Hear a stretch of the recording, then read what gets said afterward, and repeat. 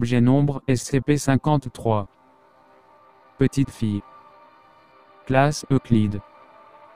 Procédure de confinement spécial. SCP-53 doit être contenu dans un endroit de 5x5 et doit avoir suffisamment de place pour bouger. Des jouets, des livres, des jeux et autres objets de loisirs doivent être amplement fournis et renouvelés tous les 3 mois. Un lit correct, une salle de bain et des installations médicales doivent être maintenus en toutes circonstances. Les aliments doivent être fournis 3 fois par jour et 2 collations sont autorisées sur demande. Aucun contact physique avec SCP-53 ne doit être établi sans combinaison protectrice de confinement ni protection oculaire.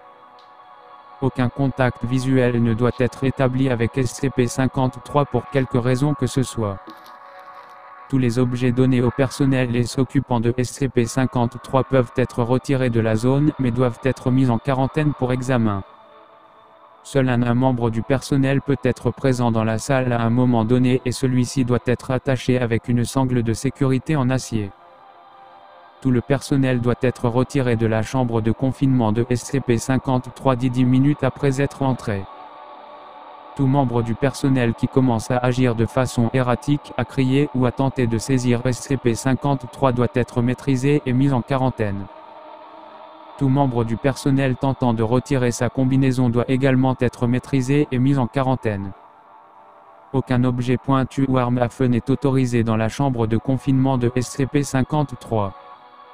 Description: SCP-53 semble être une petite fille de 3 ans. Elle est capable de parler et semble avoir un développement mental légèrement supérieur à la moyenne.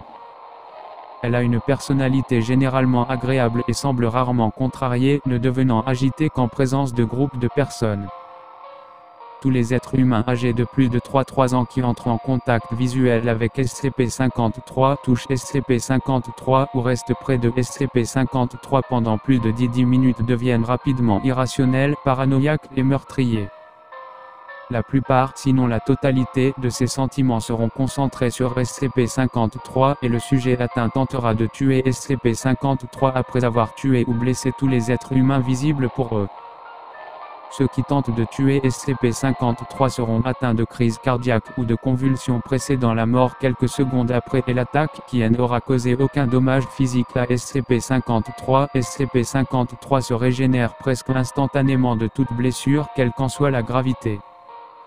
SCP-53 semble tout ignorer de cet effet et ignore tous les sujets affectés.